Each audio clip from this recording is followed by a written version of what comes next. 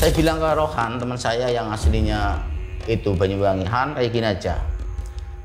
Kita belum tentu dari hutan selebat ini selamat.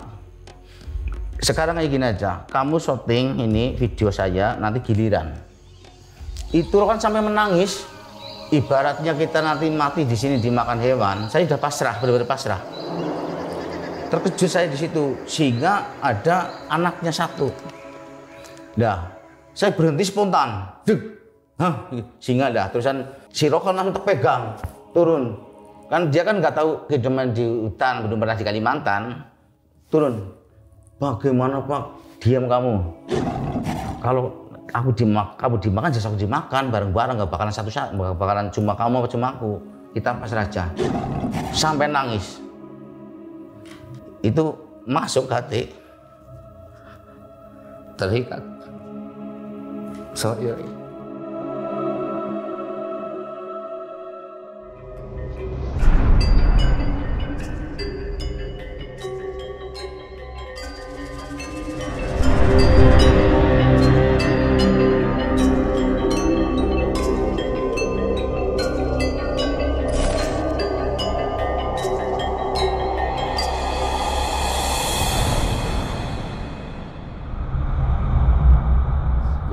ada seorang narasumber kita yang punya pengalaman tersesat 3 hari di hutan Afrika. Mungkin bagi beliau, satu STMAS itu juga sangat berharga pada saat tersesat. Selamat malam Pak Kusrin. Selamat malam Mas Fajar. Luar biasa nih, beliau orang Banjarnegara. Banjarnegara, Jawa Tengah. Pernah tersesat 3 hari di hutan Afrika. Iya. Itu berapa orang Pak? 2 orang. 2 orang. Saya sama teman saya namanya Rohan, asal Banyuwangi. Itu hutan Gabon, kondisinya seperti apa saat itu Pak? Hutan Gabon saat itu masih hutan lebat, hutan los, belum dijamah manusia.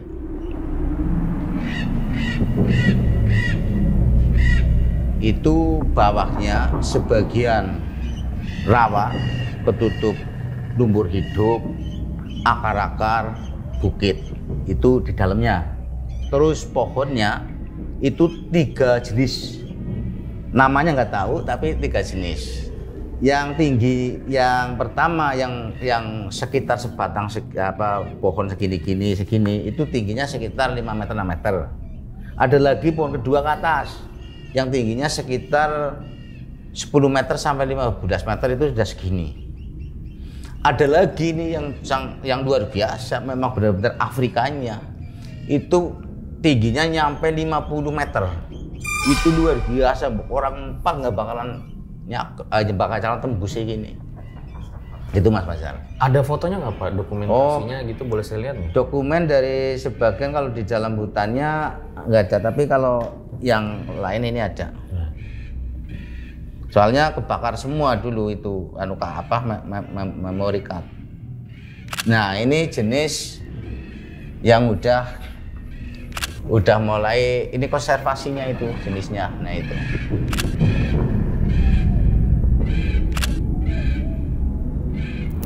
Ini nangkep lele di Afrika segede ini Pak? Iya, ini nangkep lele di Afrika segede ini.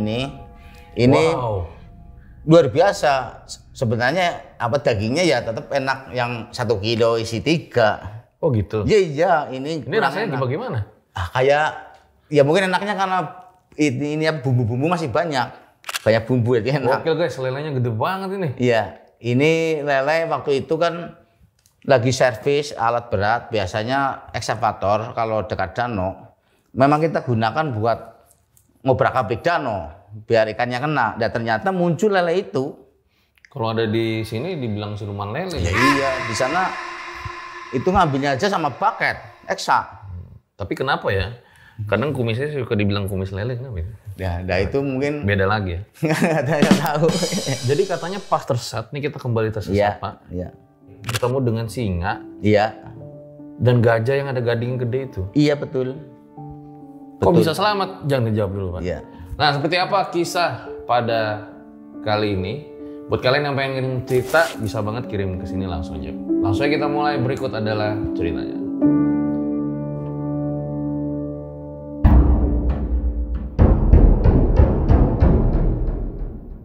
Ya, Pak Kusrin boleh diceritain awal mula kisahnya seperti apa, Pak? Iya, siap. Kayak gini. Cerita pertama, saya kan kerja di Kalimantan sebagai teknisi di PT Agro Bukit Sampit. Ternyata singkat cerita kan di sana kerjaan saya bersyukur berjalan dengan baik. Perusahaan workshop itu nomor 1 se-Kalimantan. Bos pergi ke Afrika ngurus perkebunan sawit di Olam Palem. Bos besar. Akhirnya saya diminta datang ke Afrika. Suruh beresin di sana banyak alat berat yang ngedok. Yang istilahnya udah gak bisa diperbaiki orang sana. Akhirnya saya bawa anak buah 5 orang, ada welder, ada helper welder, helper teknisi, saya bawa 5 orang untuk mengatasi di sana. Gitu. Berarti sebagai teknisi HE ya? Istilahnya semuanya lah. Semuanya. Ada alat berat, ada mobil, ada mesin-mesin macam segala macam lah, semuanya di sana. Iya. Oke, lalu bagaimana, Pak? Nah, setelah saya sampai di sana, pertama saya di sana itu penerbangan ngurus surat dulu ya, ngurus surat, nggak pakai PT, langsung dari perusahaan sana, ada ngurus paspor sendiri, apa sendiri, intinya langsung saya berangkat dari Surabaya.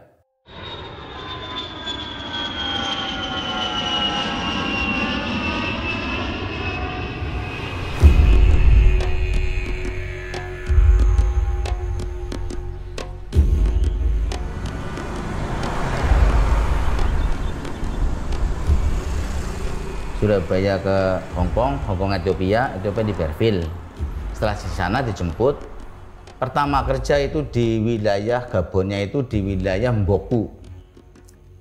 Nah, setelah di wilayah Mboku selama 1 tahun itu udah clear semua, sawit udah tumbuh, alat berat dipindah ke lokasi baru, babat hutan lagi, tebang hutan, itu di wilayah Manji. Perjalanan dari Mboku ke Manji sekitar 2 jam sampai 2 jam setengah. Setelah di Manji itu mungkin sekitar 6 bulan karena babat hutan di sana malarianya sangat ganas. Akhirnya saya kena malaria. Pertama, kedua, ketiga normal, diimpus pulih. Tapi setelah malaria selanjutnya saya langsung udah nggak sadaran diri sampai 3 hari 3 malam. Itu aja nggak tahu dibawa kemana. Ini kata orang-orang yang sehat itu kan katanya dibawa ke rumah sakit RSUD, cara sininya RSUD lah terdekat, 2 kali ditolak semua. Sama bos itu langsung dibawa ke rumah sakit pusat. Ya di kota Libreville, perjalanan dari camp 8 jam, itu lari 100 lebih. Masih di rumah sakit sana selama 3 hari ini kayak orang mimpi apa bagaimana. Saya lihat orang tua saya di Jawa dari atas itu lagi makanin ayam, saya lihat anak lagi lari-lari dari atas lihatnya. Tapi nggak terasa saya lagi koma, itu nggak terasa. Tahu-taunya anak saya lari-lari, udah sore, orang tua saya lagi makanin ayam gitu. Nah, setelah itu saya langsung sadar, habis disuntikin, saya sadar, ternyata saya di sini, udah kabel semua di sini. Ini kabel, sini kabel semua, 1 tangan 2 impus, 1 tangan 2 impus. Itu di ruang sangat darurat lah waktu itu. Nah, habis itu rasa sakit malaria kayak gimana? Menggigil. Tiba-tiba kalau malaria sana, dari pagi berangkat kerja nggak apa-apa, tahu-tahu di lahan tiba-tiba kayak gini, dingin, gigil itu nggak dibuka, nggak bisa kalau belum disuntik. Itu malaria sana, gigil kejang. Setelah dimasukkan paracetamol apa yang 2000 cc sana, yang tinggi baru bisa gerak. Itu di sana malaria. Nah, setelah itu 3 hari cc ya? Iya, 2000-an. Nggak ada obat yang 500, itu nggak ada. Adanya mobil 2000. Ya. 2000 itu ya. Terus? Nah, terus setelah 3 hari saya sudah sadar, dibawa ke ruang perawatan. teringat saya lantai 2 nomor 515 sendiri di Libreville, kota Libreville. Dan setelah selesai surat-surat diurus sama PT, saya pulang pergi ke hotel yang biasa penginapan perusahaan. Setelah itu langsung dijemput sama perusahaan, ikut mobil perusahaan, mobil bus. Dan setelah sampai di tepi jalur besar perusahaan, terus saya dijemput sama manajer. Nah, sampai di rumah, di camp intinya di Manji. Perjalanan dari jalan raya ke dalam Manji itu sekitar 2,5 jam juga. Nah, setelah di dalam itu di camp, saya disuruh istirahat selama 1 bulan. Nah, dalam istirahat itu kan 2 minggu saja saya sudah merasa enakan. Kan orang biasa kerja kan intinya kepenginnya kerjalah, tapi kan merasa enak. Akhirnya saya bilang ke teman saya yang namanya Rohan, itu 2 minggu. Nah, setelah saya bilang ke si Rohan, Han, mancing yuk mana? Nah, Rohan kan tahu, teman saya yang asli Banyuwangi itu kan tahu saya senang mancing ikan yang besar-besar, aligator ya kayak buaya yang kayak di kolam-kolam akuarium itu besar, senang mancing itu. Akhirnya Rohan bilang, Pak, mancing sana aja di Blok L. Di dalam ada danau. Dulu saya pernah di sana waktu masa tanam. Saya pernah ikut mancing di sana. Itu ada banyak ikan yang kayak aligator. Nah, terusan saya, oh ya, ayo kamu tahu jalannya, tahu. Akhirnya berangkat jam 6 pagi hari Minggu waktu itu.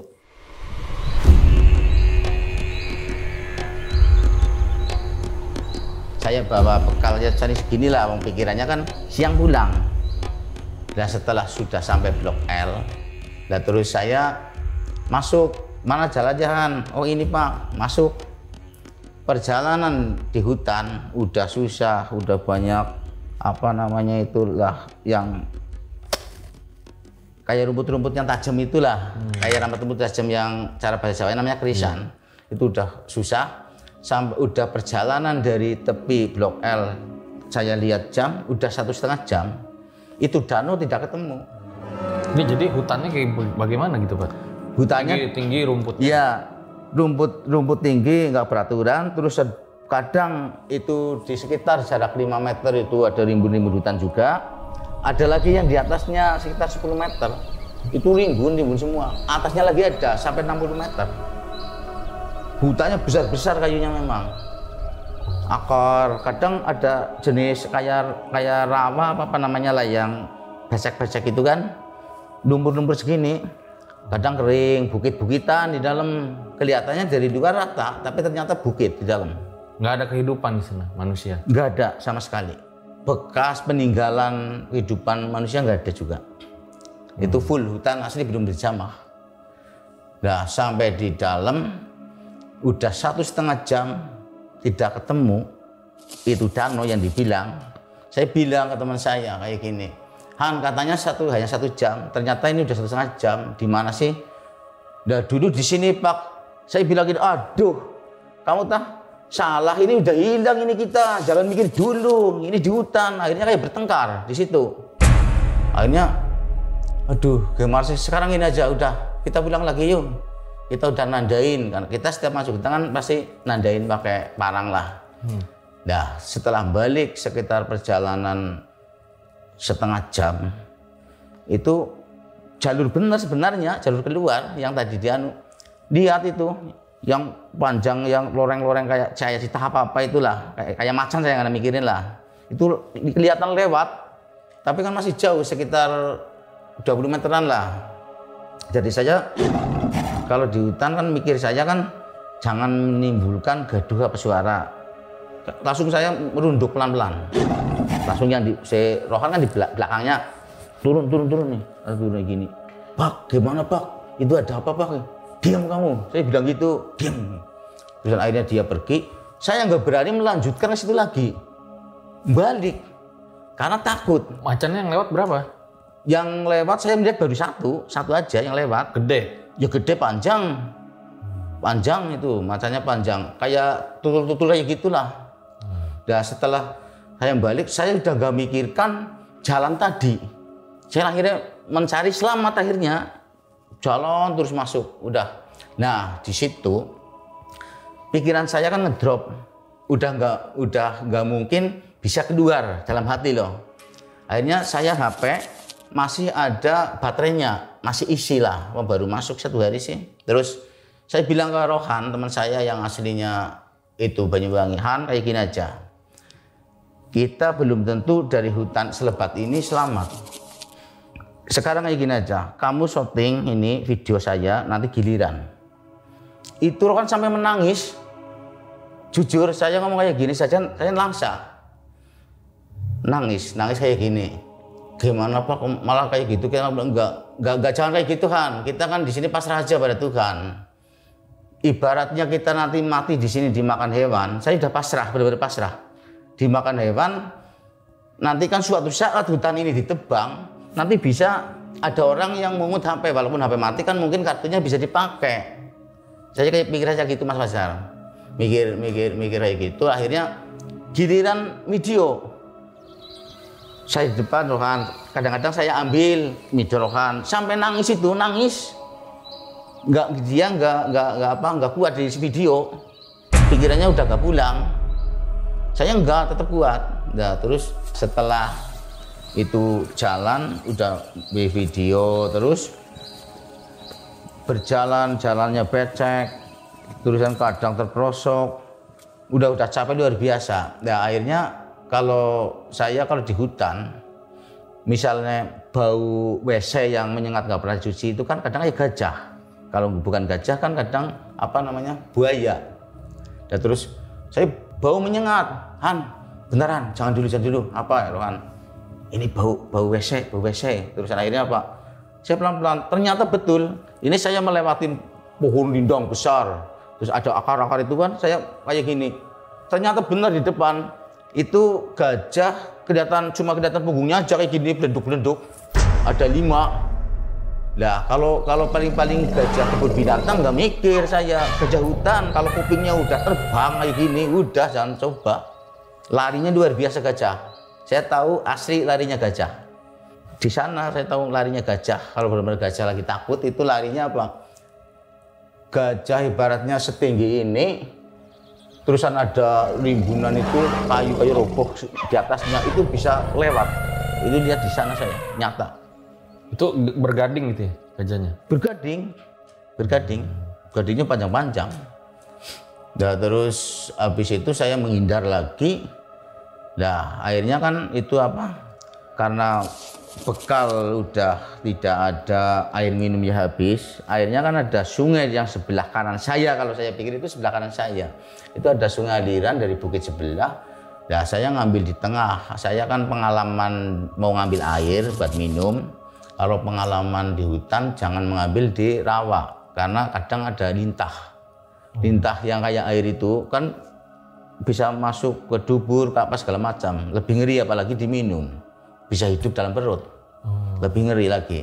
Nah akhirnya saya ke tepi sungai, kebetulan ada pohon, ya bukan roboh sih, tapi condong ke air, atas air, ya pohon besar lah. Dan akhirnya saya ngambil air dari situ. Setelah ngambil air langsung 2 botol lah bawa buat minum, itu air kali, air sungai.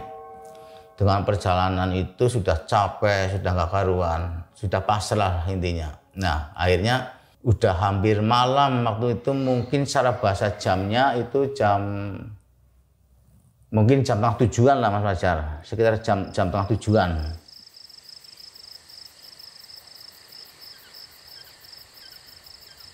Nah kayak gini ya, bilang ke teman saya kayak gini, Han sekarang kayak gini aja, udah kita cari tempat perlindungan buat istirahat lah malam, kita cari pohon aja biar naik aman, karena gitu paling aman. Nah akhirnya di tepi sungai ya agak jauh sih, paling sekitar dari sungai ada sekitar 15 meteran, itu ada pohon besar tapi ada akar-akar kayak buat menek Tarsan, film Tarsan itu, banyak akar-akarnya. Nah itu udah mulai agak gelap. Saya bilang, Han udah naikin aja ke atas sana, naik, kita nanti di atas sana. Saya naik duluan. Dah si Rokan teman saya kan agak gemuk, nggak bisa naik. Udah naik 3 meter melurut, 3 meter melurut. Sampai saya capek, Han, berusaha gimana caranya kamu naik. Kamu pengen mati dimakan hewan. Saya tuh nggak mau, saya pengen hidup. Akhirnya dia berusaha, gerak keras. Naik terus naik, akhirnya bisa di atas. Walaupun napasnya di atas udah kayak mau habis. Dah sampai di atas, kan ada kayak apa namanya ya, kalau di sini istilahnya ranting tapi bunga kayu lah, kemaduan cara bahasanya lah, cara bahasa Jawanya kemaduan itu kan akar-akar semua. Dah saya di tengah-tengah di situ, jadi kayak burung. Nah, buka kanan kiri, saya masuk kakinya sana ke sana kan biar nggak jatuh. Di sini kan banyak akar segini-segini, buat muter tak kanan.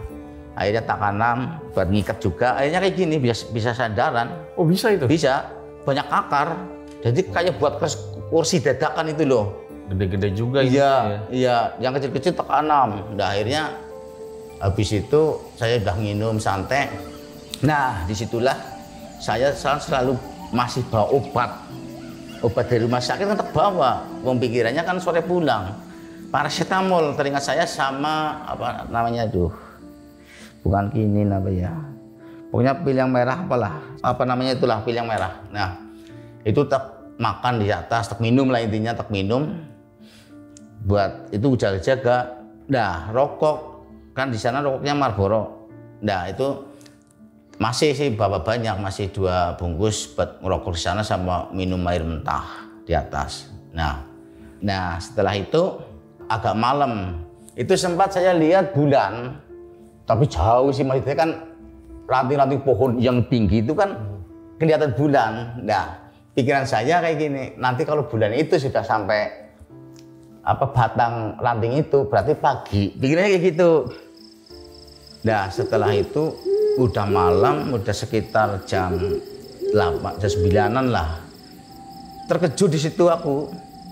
Ada suara, cara tempat Jawanya itu burung kokok beluk, burung hantu yang besar banget, ya setinggi manusia. Itu nggak jauh sebenarnya dari pohon yang saya buat pelindung, itu paling-paling jarak 10 meter di antara 20 meter. Karena malam, jadi kan nggak terlalu jelas. Cuma suaranya itu menggema, Mas Fajar, kayak gini, gelung gitu, sampai terkejut. Nah habis itu suaranya keras kayak gitu, terus saya mikir, Rohan, itu burung hantu, itu besar kayak gitu. Itu kalau nanti dia tahu kita di sini, pasti kita dibawa. Itu melebihi kita besarnya. Nah ternyata nggak selang lama, dia terbang. Hempasan ini sayapnya tembus ke hutan, ke pohon yang saya tempat berlindung, tembus kayak dikipas. Wih gila, pikiranku kan kayak besarnya seberapa itu loh. Maksudnya tembus berapa? Anginnya ke basahnya ini mau terbang tembus. Padahal rimbunnya pohon kan harusnya kan kehalang pohon-pohon lain, tembus jarak 10 meter lebih. Hempasan sayapnya berarti besar banget. Mikir saya kan besar banget. Dan setelah itu saya pikirannya kan lega, aduhan ini udah terbang.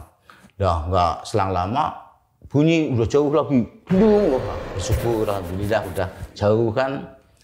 Nah di situ malamnya agak tertidur, ya berani tidur karena diikat lah, kalau nggak diikat tuh nggak berani. Nah, terus saya kayak bermimpi, tapi sih mungkin bukan dari makhluk-makhluk sana lah, intinya mungkin apa yang ikut saya nggak tahu lah, bahasanya bahasa kita sih. Ibaratnya bilang kayak gini, pilihan saya nenek-nenek rambut putih agak bongkok bilang, udah kamu nanti turun aja lewat sana, nanti ketemu jalan, itu aja. Nah, sudah habis akhirnya. Lewat sana tuh maksudnya lewat mana? Dia kayak menunjuk, jadi kan banyak rimbunan yang rawa-rawa itu, ibaratnya ditunjukkan lewat sana kayak gitu, pada sebelah rawa sana masuk terus ya gitu, ibaratnya kayak gitu. Jadi seolah kayak lewat sana kayak gitu. Jadi dia menunjukkan, dan saya melihat arahnya gitu loh, maksudnya kayak gitu. Dan di dalam sana kan di hutan itu saya nggak tahu utara, selatan, timur, bingung. Nah sedangkan kompas nggak ada, udah itu habis itu apa ya juga musiknya udah ngedrop. lihat matahari aja jarang-jarang bisa. Wong kadang tembus, kadang enggak, itu matahari enggak bisa buat pedoman. Pokoknya akhirnya apa? Rasa aja itu yang dipakai di sana.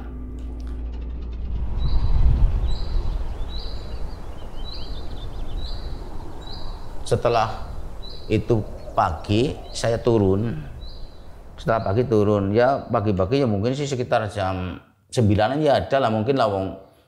Kan karena gelap kan, walaupun jam 7 dan 8 kan tetap gelap. Ya. Akhirnya saya nggak berani turun sebelum agak terang. Akhirnya saya turun, ternyata pohon itu tinggi. Waktu kita naik, mungkin karena rasa takut, itu biasa aja nyantai. Emosi mau naik. Takut hewannya mulai datang sih sore, malam. Setelah waktu, astagfirullahaladzim, sekitar ada 20 meteran lebih. Nah, malam harinya waktu itu di atas pohon, itu kayak tidur di atas kebun binatang. Mungkin karena bau manusia. Jadi suara itu banyak itu loh. Suara kayak suara harimau itu cetah apa itu kayak di bawah banyak. Terus gak jauh kan sungai, suara malam itu suara gajah jeruk kayak nyedot air itu, main air malam itu. Nah, saya bilang sama teman, Han, coba kalau kamu nggak jadi naik, kamu udah hidang itu dimakan hewan itu. Iya, coba nangis lagi. Paling capek, nangis terus sih dia. Paling capek. Ya akhirnya setelah itu turun, udah agak siang, jalan lagi kita jalan aja, jalan otomatis jalan. Udah sisa tenaga Mas Fajar, sisa lebihan tenaga kita. Sambil memohon pada Tuhan, ya lika-liku di dalam, ya kadang akar-akar licin, kadang kalau ular-ular kecil ya banyak, ular-ular kecil, maksudnya ya beruntung aja nggak ketemu yang besar, nggak ketemu mbahnya. Kalau ketemu mbahnya ya jadi apa? Nah, akhirnya saya berjalan.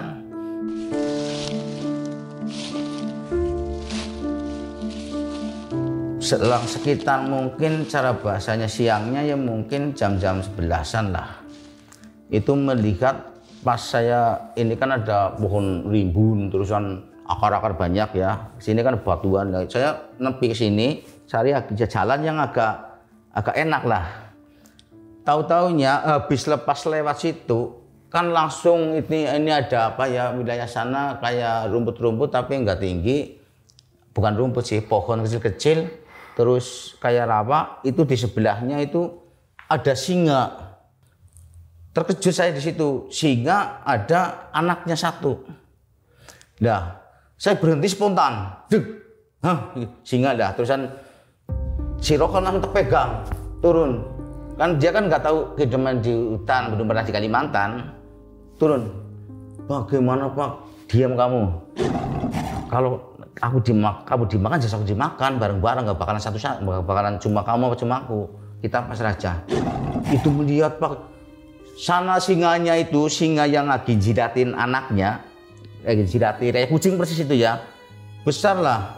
Dan terus nengok, bertatapan dengan aku, bertatapan. Sampai aku udah ngedrop, waktu itu ngedrop, bertatapan kayak gini, melihat terus kayak gini, udah ngedrop sini, benar-benar takut. Itu di situ yang paling takut. Aku mikir singanya gede. Saya berdiri kayak gini, singa duduk hampir sama kepalanya. Singa sana besar banget.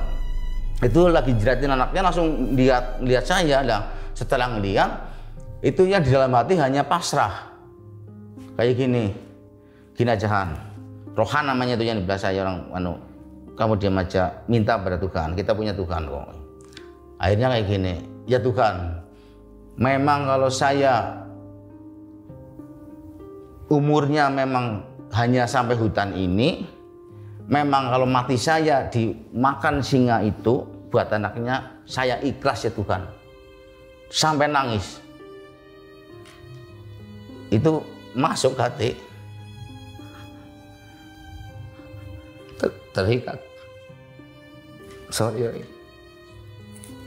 Jadi teringat lagi ya Bapak ya.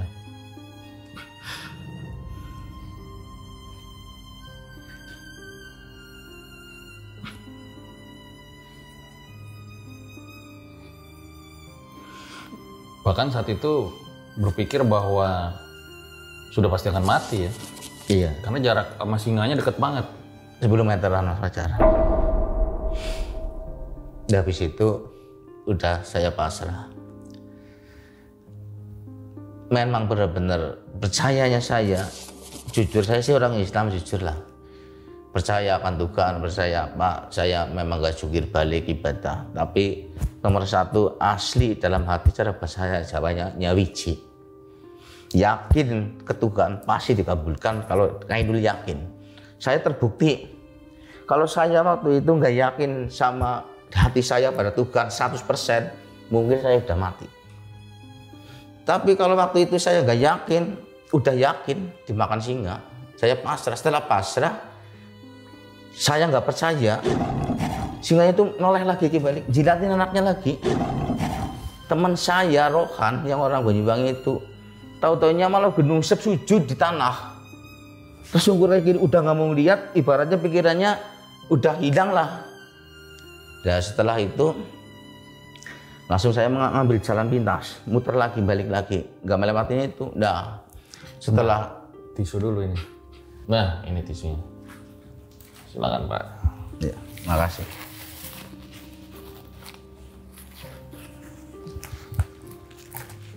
Memang kalau teringat lagi pasti penuh haru ya Pak. Mau minum dulu monggo Pak? Iya, masih.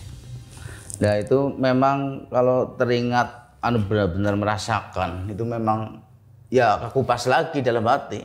Jelas kekupas. Soalnya apa? Antara hidup dan mati. Udah pasti. Nggak ada yang bisa bantu kecuali Tuhan waktu itu. Siapa lagi sih?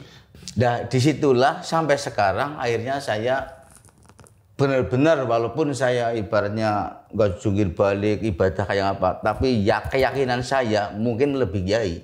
Karena apa? Udah dites langsung di depan singa. Disitulah akhirnya Ainul yakin sampai sekarang. Nah akhirnya saya kan habis ketemu itu kan muter jalan lagi. Nah kan ada bukit-bukit kecil, terus depannya ada, terus depannya lagi ada kayak rawa, kayak danau tapi apa?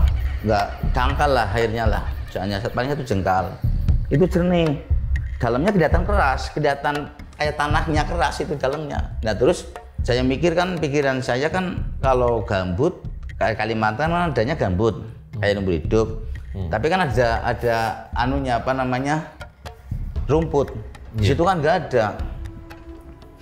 Makanya akhirnya saya jalan lewat itu tepi akar.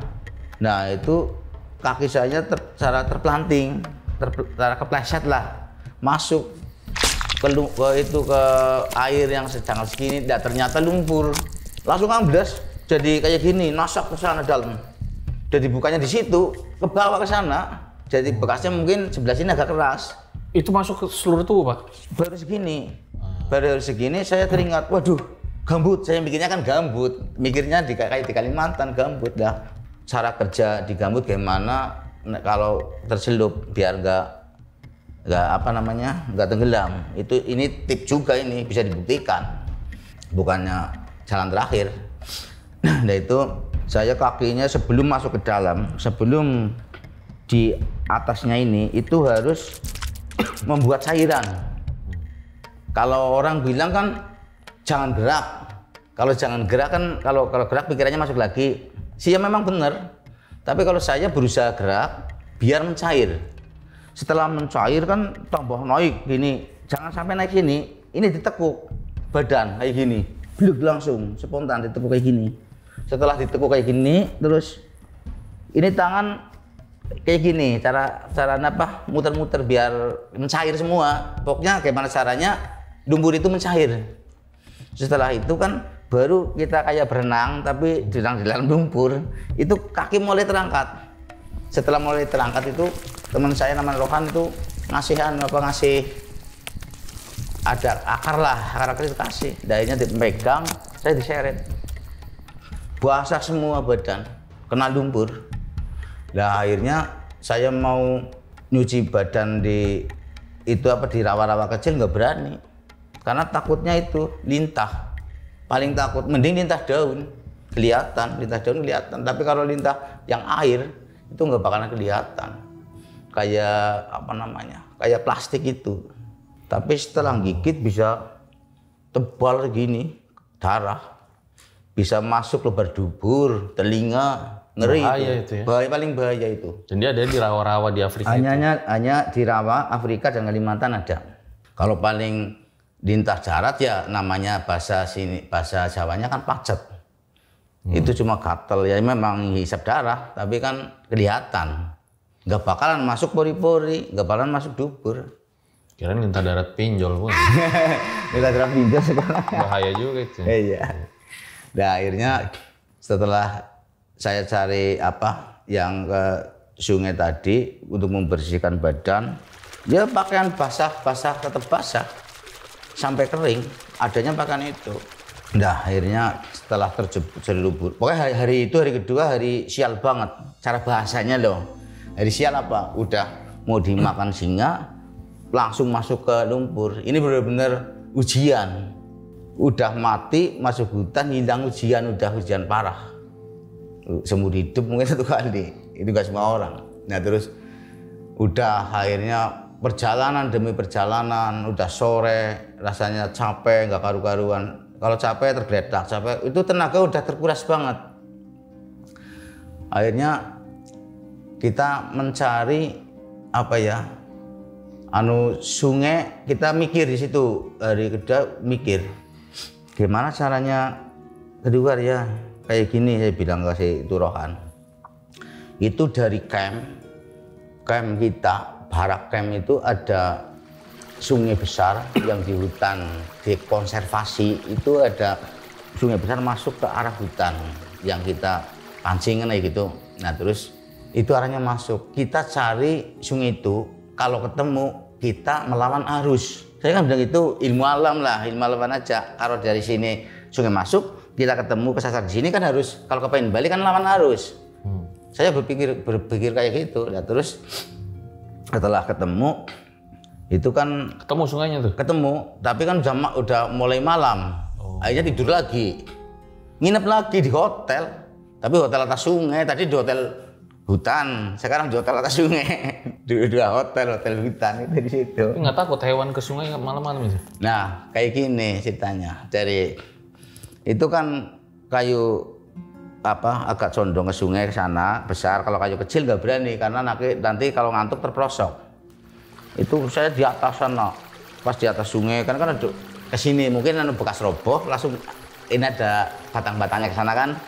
Saya di situ di tengah. Maksudnya bagaimana, Pak? Ini kan sungai nih? Iya, sungai ke sini misalnya. Ini kan kayak roboh ke sana di atas sungainya. Iya. Nah, saya naik ke sini. Nah, setelah naik di situ, saya udah bermalam di situ di atas sungai termasuknya.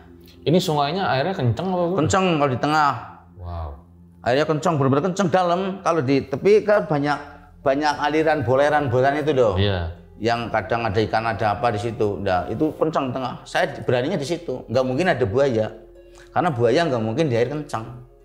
Saya pakai pikiran gitu, pakai ilmu alam lah. Dan terus saya di situ udah cara bahasanya agak nyaman dikit. Nah, tapi kan tetap jaga-jaga. Saya memang bawa parang lah, secara bahasa Kalimantan parang panjang ya. Ya kan dari tepi sana kan kayu ke sini. Nah, teman saya suruh di belakang, saya depan kayak gini pegang parang. Dan entah menang entah enggak, kalau ada yang datang tetap bacok duluan. Ya itu buat untung-untungan lah bahasanya. Udah jurus-jurus terakhir. Nah, bersyukur sampai pagi lolos.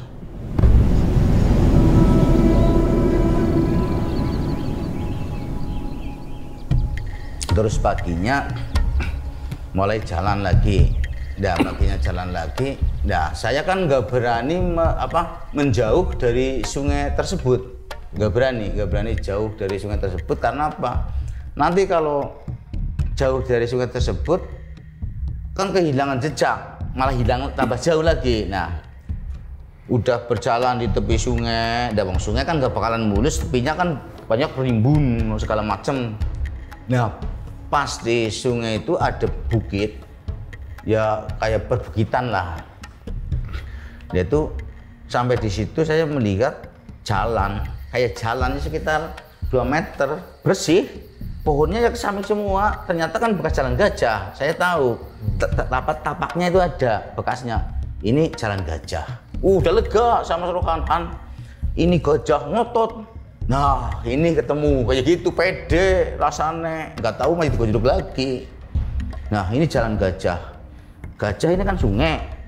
Gajah habis makan sawit nginum ke sungai, balik lagi ke hutan kebun sawitan lagi, kan modelnya makan itu yang muda-muda.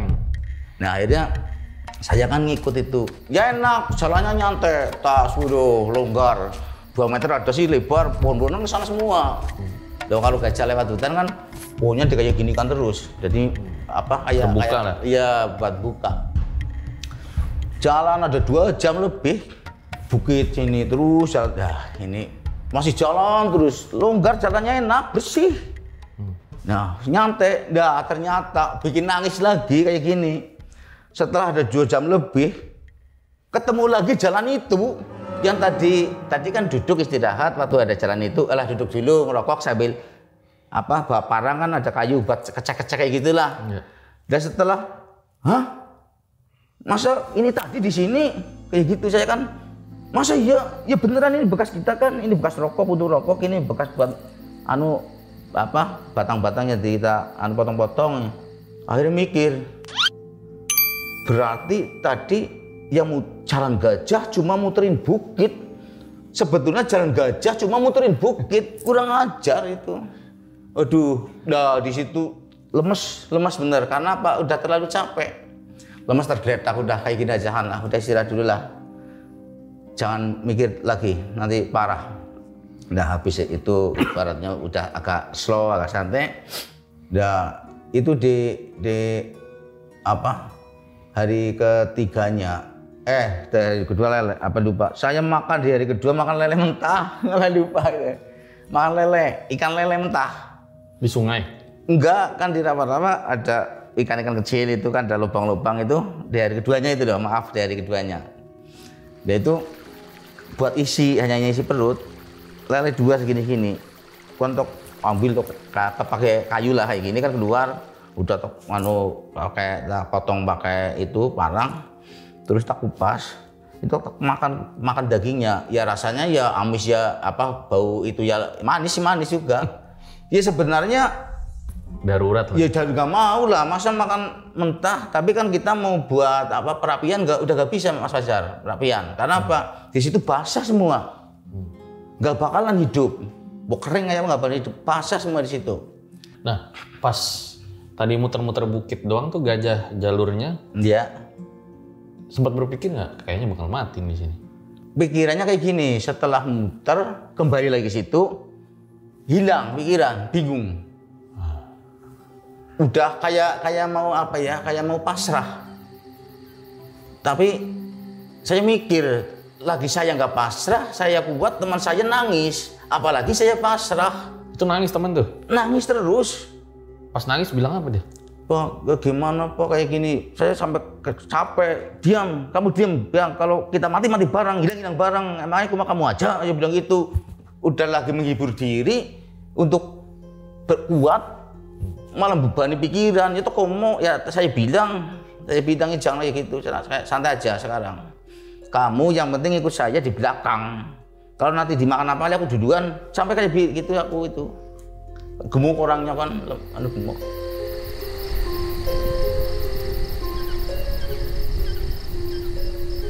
Nah, makanya saya istirahat dulu, kita netralisir dulu lah. Dah duduk ngerokok lagi sambil berpikir. Nah akhirnya yuk jalan pelan-pelan. Ya udah konte lah, udah nggak jelas lah. Nah setelah itu masih dibikin capek lagi. Kayak gini kisahnya. Sungai yang tadi sana ada daratan, terus sana sungai lagi. Karena kayak gini, nah kayak gini. Dah pikiran saya ini naik sungai itu berarti sungai yang dari camp, berarti yang sebelah sana. Kan kayak gitu lah. Akhirnya cari jalan tembus ke sungai, nyebrang nggak mungkin. Ada kayu lagi kan, banyak kayu-kayu roboh banyak. saya itu merayap di kayu kayak toke itu. Setelah turun lewat batang segini lah kayak gini sampai turun ke tepian sungai sana, itu teman saya juga. Setelah di sana jalan lagi ke dalam, ternyata sungai itu hanya sungai segitiga kayak gini. Wih, di situ parah lagi, udah ngajar ini sungai lagi. Ternyata sungai kayak gini aja dari membelah. Nah, jadi ketemu lagi. Nah, akhirnya saya balik lagi lewat situ lagi. Itu terjadi muter kayak orang keblinger itu di situ, udah masuk sungai ya kembali lagi. Nah, akhirnya nurut terus ke sana. Pokoknya kita jangan sampai hilang sungai itu. Jangan jauh-jauh, kalau jauh-jauh udah kita nggak bakalan pulang. Saya bilang gitu ke Rokan.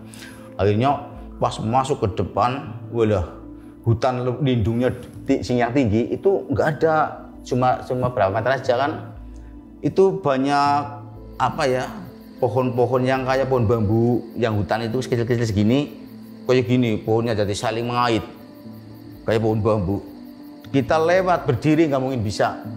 Itu sekitar hektar satu. Cara di Kalimantannya itu sekitar 1 blok panjangnya, lebarnya 1 blok 1 hektar. Nah itu saya bingung. Kalau kita, misalnya kayak gini, ini sungai, ini hutan yang bambu kayak bambu itu. Kalau saya lewat sini, takutnya kan hilang sungai ini. Akhirnya saya nekat tembus itu. Saya lihat dari bawah kayak gini, kayak terowongan, mungkin jalan babi hutan mungkin. Nah di situ saya nekat, Yohan, kamu di belakang saya. Saya merangkak kayak tentara itu sampai sini, robet-robet, kaosnya kena, hancur, kena duri-duri kayak gini. Itu ada 1 kilo. Nah, di dalam itu banyak kayak gini, banyak kayak lubang. Aku mikir, jangan kalau ada udar lewat di situ, udah habis. Saya kayak gini pikiran saya, Han, hewan aja makhluk Tuhan, saya juga kamu makhluk Tuhan. Hewan bisa masuk sini, aku dan kamu harus bisa, harus kayak hewan. Pokoknya dalam hati harus kayak hewan. Sampai tepi, bersyukur selamat sampai melewati hutan itu, nggak jauh dari yang merangkak itu, selamat sampai melewati yang kayak bambu-bambu itu. Kalau berdiri kan nggak bisa lewat, harus merangkak kayak gini kan, sekitar segini lah jaraknya lah, kayak terowongan lah. Tapi kan di dalam dikaliku. Iya. Nah, kayak jalan babi hutan lah. Sampai di pinggir, udah menjauh dari situ, saya istirahat lagi. Nah, istirahat itu udah terlalu capek, kan agak naik kayak gini. Nah, dan naik ketipu. Naik bagaimana maksudnya? Naik kayak bukit, kayak dalam ada kayak bukit. Nah, pikiran kan gelap sini ya. Sana kan terang. Dan terang pikiran kan, kita naik sana berarti itu tepian. Pikiran tepi kebun. Setelah naik terus sampai atas, ternyata cuma bukit, masih turun lagi, gelap lagi, ngedrop lagi di situ. Aduh, ya gitu langsung. Pokoknya udah kebayang lah. Ya jelas kayak udah kehidupan berjalan jadi kayak mimpi akhirnya. Nah, akhirnya udah sampai atas, turun lagi, itu perbukitan lagi, naik lagi. Nah, yang sampai saya di situ terasa lemah banget kayak gini. Kan ada kayu yang nggak besar lah, kayu segini roboh, saya pot 8 lah ya. Mau ngangkat kaki satu aja udah nggak bisa, Mas Fajar. Jadi mau ngangkat terpelanting, roboh ke bawah. Rasanya, udah teman saya kayak gini.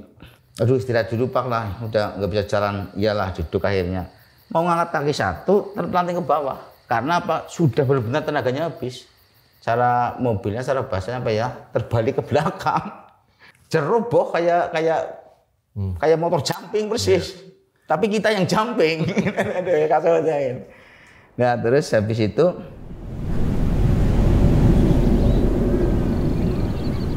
berjalan itu udah sekitar siang lah. Ya hari ketiganya mungkin sekitar udah di atas jam 12 lebih lah. Nggak lama saya kan menepi. Nah habis itu terusan jalan terus. Dah sampai lihat itu terang-terang. Nah sinyal HP Tolalit kan, Bapak HP Tolalit kan sinyalnya tahan itu. Yang Bapak si Rohan HP Nokia apa yang 100 sampai 110 lah, itulah HP Tolalit itu kan sinyalnya masih. SMS bel masuk banyak. Oh masuk tuh situ? Iya udah mulai ada sinyal. Udah nggak terurus. Lagi mikir, tepian udah kelihatan tepi. HP udah terurus, udah mikir lega, pikiran udah plong di tepi. Nah setelah itu, kalau di sana di hutan Afrika misalnya di kebun kan, setiap perbatasan kebun sama hutan itu kan dibuat parit namanya parit gajah, panjangnya 1,5 meter, dalamnya 2 meter, biar gajah nggak masuk kebun kan, kadang dibuat parit dah. Kan kelihatan gundukan tanahnya, saya baru itu parit gajah, berarti nyampe. HP udah bunyi banget, nggak terurus. Sampai di tepi parit gajah kan gundukan tanah, udah aku merebahkan badan, udah bau entah bau apa, kecut juga karu-karuan, sama kaos compang-camping, udah nggak terpikir apa. Setelah udah tarik nafas, udah santai itu sekitar jam 4:30 jam 5 sore. Itu baru tak angkat, ada bel masuk. Diangkat ternyata dari teman. Ini posisi di sini, saya bingung saya di mana ini posisi, kan udah lindung lah. Pokoknya kayak gini. Ini ada bukit kecil 2, ada jalan kayak Y kanan ke kiri. Ini sawitan baru kecil. Oh, itu di blok N ya gitu. Oh, tahu nih orangnya langsung nih. Iya, tahu kan, dia kan orang kebun sih. Orang kebun tahu di blok N. Tunggu aja di situ. Nah, akhirnya saya kan dijemput. Oh, dijemput tuh? Dijemput ke situ, ke tepi itu, ke tepi sawitan, yang baru tanam. Dijemput pakai motor. Ternyata di sana kan di jalan raya kan ada kayak lapangan besar, mobil udah banyak, bos-bos, JM udah nunggu saya. Katanya saya udah dicari 3 hari. Pikirannya ini Pak Husin mati, udah dimakan hewan. GPS nggak tembus ke hutan itu.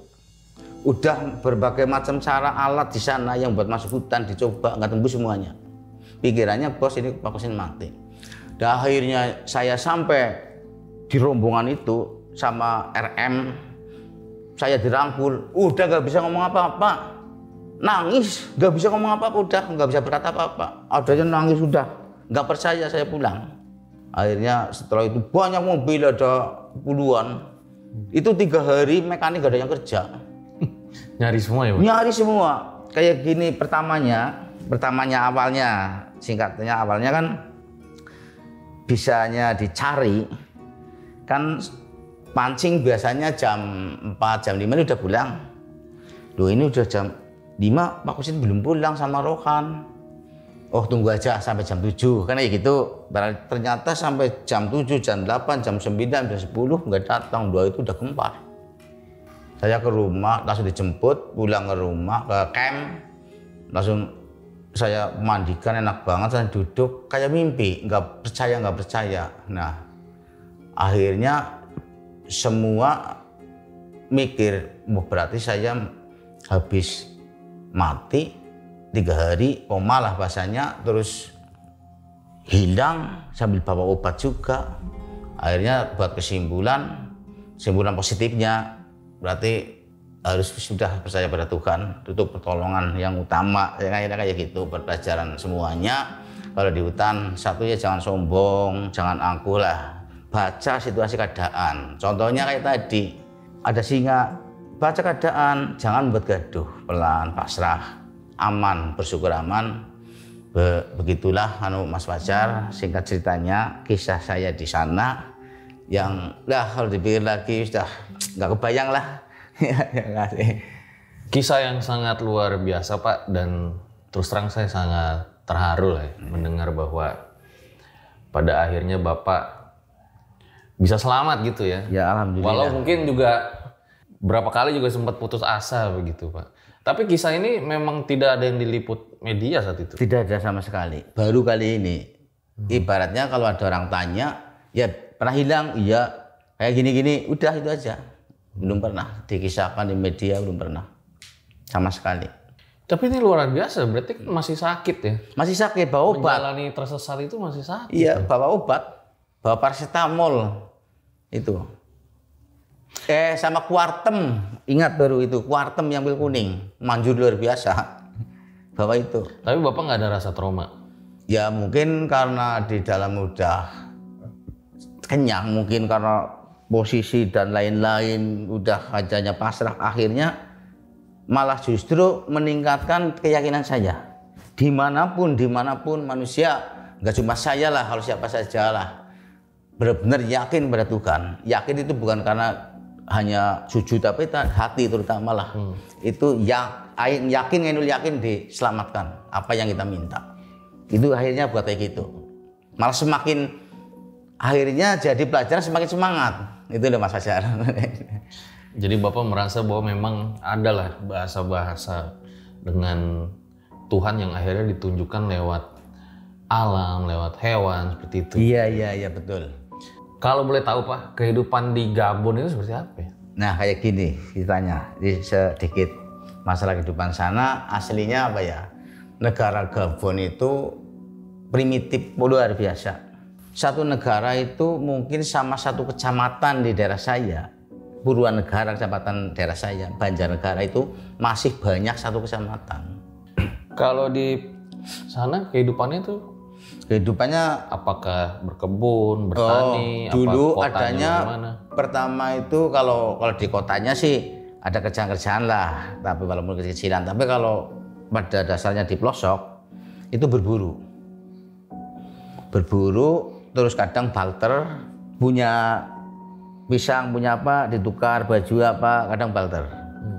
Di situ belum mengenal, kalau di pelosoknya belum mengenal sabun. Kalau di hutan benar-benar cuman Bapak dan tim doang ya? Iya. Nggak ada kehidupan lain? Nggak ada kehidupan lain. Benar-benar masih keanekaragaman hayatinya tuh masih alami begitu? Iya. Terus makannya singkong, kalau orang daleman loh, singkong, pisang kan ada, kelapa aja nggak bisa menek. Itu makanya cuma itu. Lagian bisa karena keringatnya baunya nggak enak. Kalau orang sana memang iya sih. Itu karena apa? Singkong kadang ditumbuk sama kelapa itu direndam apa digalah buat besok ya. Kan udah bau kayak basi. Kalau orang sana dikukus katanya tambah enak. Gitu. Saya aja bau memuntah. Nah itulah kadang baunya gitu. Terus ini tambahan lagi ular. Orang sana ada ular besar gini, jenisnya piton lah. Itu dipotong-potong, nggak dikupas dimasukkan kantong, diikat. Tak kira kan mau dibawa pulang. Ternyata ditaruh di situ, dibawanya besok tunggu bau. Kalau bau katanya agak empuk, enak. Disitulah kehidupan sana. Iya. Terima kasih banyak sudah. Iya, makasih Mas Fajar. Ya. Itu guys akhir dari kisah ini. Seperti biasa, ambil baiknya dan buang buruknya. Buat kalian yang pengen ngirim cerita bisa kesini langsung dikirim. Gue Fajar Aditya, RJ5 undur diri. Ciao.